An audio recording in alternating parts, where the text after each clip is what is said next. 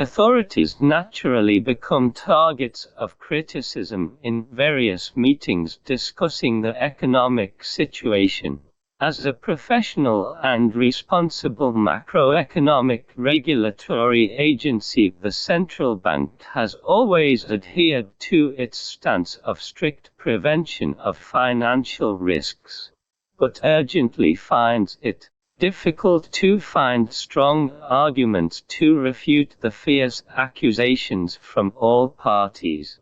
In this situation, the central bank entrusted US with the task to develop China's effective credit demand index, hoping to accurately identify enterprises that truly need credit support and can produce products that are needed by society rather than surplus through this index.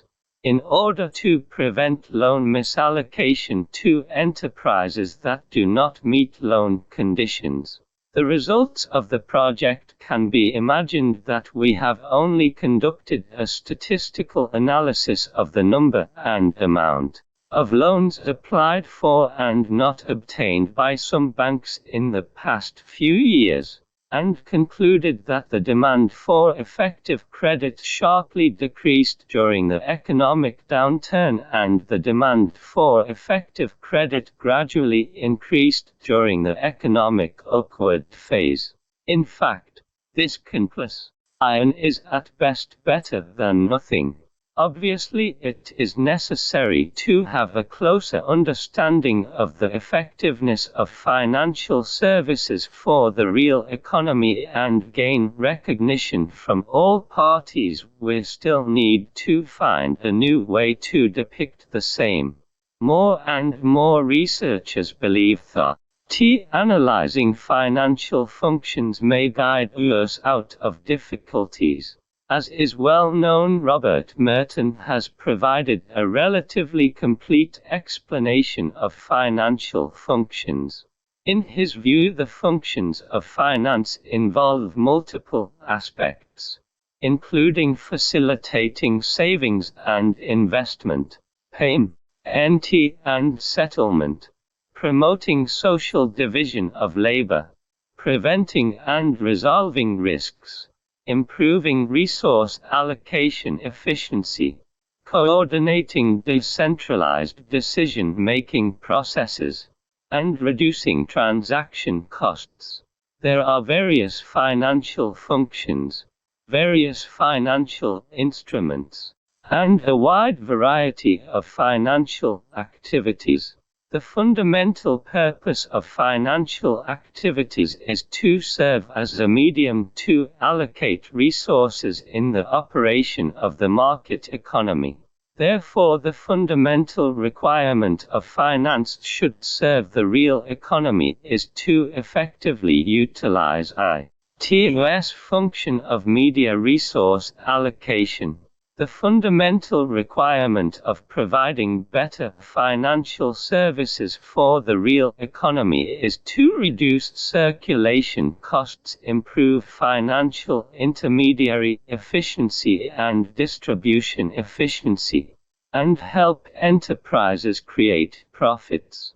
We see that A Mystery of Finance, a comparative study of the German financial system, follows this path. The analysis is based on the train of thought. In the book, the level of added value of the financial industry is a measure of financial intermediary costs, which constitutes an important indicator for evaluating whether finance serves the real economy. The financial scale and its relative scale to the real economy reflect the parity. Entertainment, mobile TV and online gaming competitions have emerged one after another, and even the Second Life allows people to live an alternative life, which is a product of young people's right-brainedness. Moreover, the right brain's counteraction and subversion of the left brain have already appeared. The separation of the real and virtual economy allows stock prices to no longer rely on physical performance but instead on imaginative space. Whoever has a good story can control expectations, and the stock price rises quickly. The emergence of Google culture, with its casual and entertaining work culture, calls for freedom to play and emphasizes entertainment. Feeling and wasting time correctly have instead become manifestations of efficiency. And such things precisely indicate the expansion of the development space of the right brain. See, continuing like this, the focus of the future will clearly shift from left brain to right brain. But this does not mean left brain. The brain will be abandoned. Practice is the only criterion for testing truth, and science is the primary productive force are still unchanging truths. Left-handed thinking methods such as logic and calculation are still in use, but the variables that affect the situation increase, and factors interact with each other. In addition, the weight of uncertainty factors such as expectations increases. As reform enters the deep water zone, scientific and rational thinking frameworks are actually constrained. Jumping out of the frame with right brain thinking may be more practical. Therefore, the two tractive forces of the aging left brain and the youth right brain are likely to launch a tug of war, so that the problem is no longer a multiple choice that is either left or right, and the solution will also become the middle way of both left and right and neither left nor right. This shift in mindset will drive turbulence at all levels of society, rapidly pulling society into a new era of business opportunities.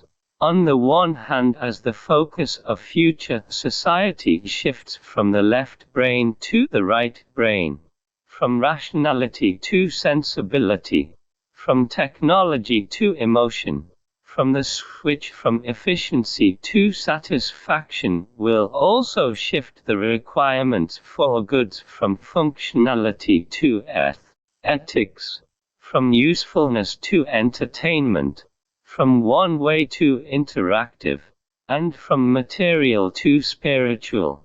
This change is not perceived through abstract thinking or rigid mode operations, but rather through personal experience and self-exploration.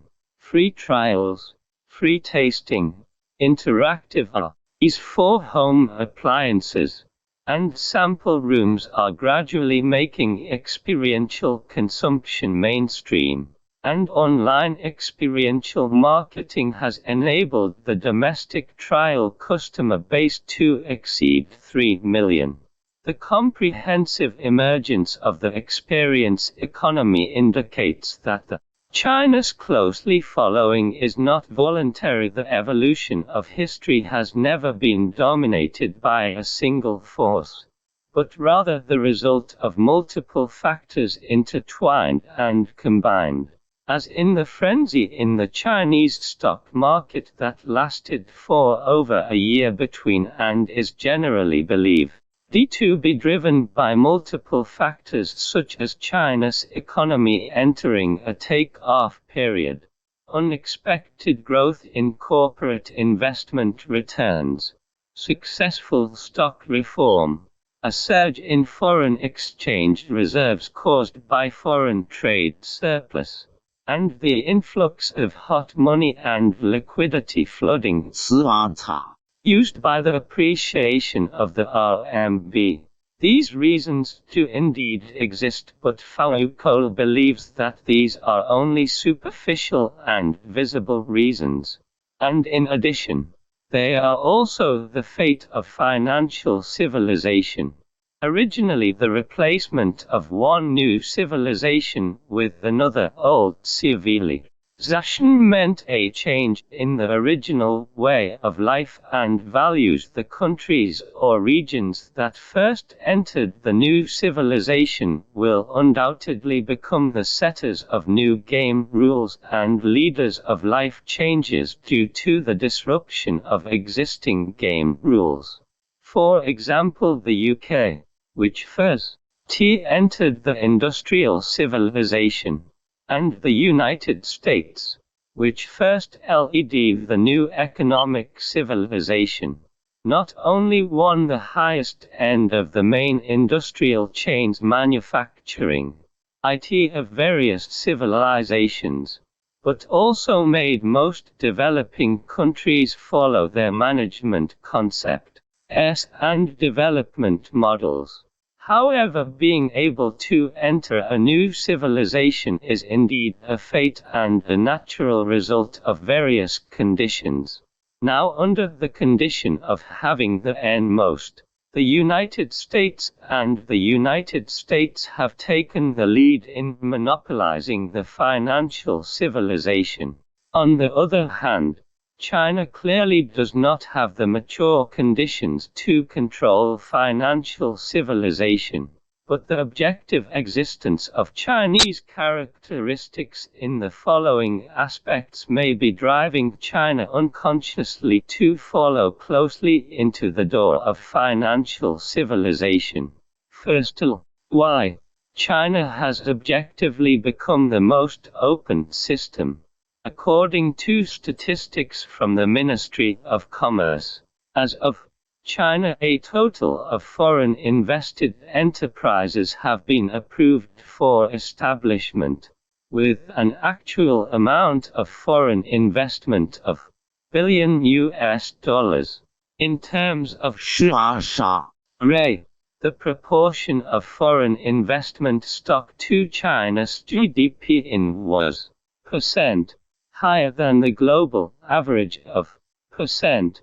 However, China's opening up to foreign capital is receiving risk education due to the structural transformation of foreign capital itself. Foreign capital is increasingly entering in the form of financial capital, leveraging China's vast resources in an asymmetric way of currency symbol that come and go freely. And for Liang shift 1,000 in foreign investment continuously acquired the equity of Chinese steel, rising to a high point. The total market value of listed companies in the Shanghai and Shenzhen stock markets has experienced a efficient growth, reaching trillion yuan, of which the market value of A shares is trillion yuan, becoming the largest emerging market and the fourth largest securities market in the world. The securitization rate of China's economy has continuously crossed the threshold of percent from percent a year ago, which is comparable to the level of the international mature market. A number of aircraft carriers, such as PetroChina, China Shenhua, China Co-Construction Bank, China Railway Group Limited, have achieved securitization through the issuance of new shares through IPO. A number of central armies, such as China Shipbuilding, Xi'an Aircraft International and Dongfeng Electric Machinery, have realized securitization through overall listing. A large number of national team companies such as NFC, CNOOC Haishan and Huadian Energy have realized securitization through the knowledge contrast of four economic civilizations' lack of understanding of various economic phenomena, especially the abnormal operation in the financial field, has led to a lack of understanding of human knowledge systems. Reflection on the accumulation of human knowledge corresponds to the process of human civilization. While existing knowledge still remains in the summary and inference of past economic civilizations, so it is necessary to sort out human economic civilization and deduce the emergence and characteristics of new civilizations. The process of economic civilization is accompanied by the evolution of industries, and the earliest industry that emerged in humanity is agriculture. Animal husbandry predates agriculture industry, but animal husbandry has not been widely promoted. In a broad sense, animal husbandry belongs to agriculture, which corresponds to agricultural civilization. The basic elements of agricultural civilization are land and labor. Labor is the father of wealth and land is the mother of wealth. Other forms of industry such as handicrafts, commerce, religion, and service industries are subordinate and even considered to not create value. The understanding of wealth is very singular, and the purpose of competition between people and countries is primitive wealth. Without different values competing with each other, conflicts caused by religion do not fall within the scope of economic civilization discussed in this article. Agricultural civilization has lasted for thousands of years, and its knowledge can be effective for thousands of years. It is reasonable to say that half of the Analects of Confucius has conquered the world.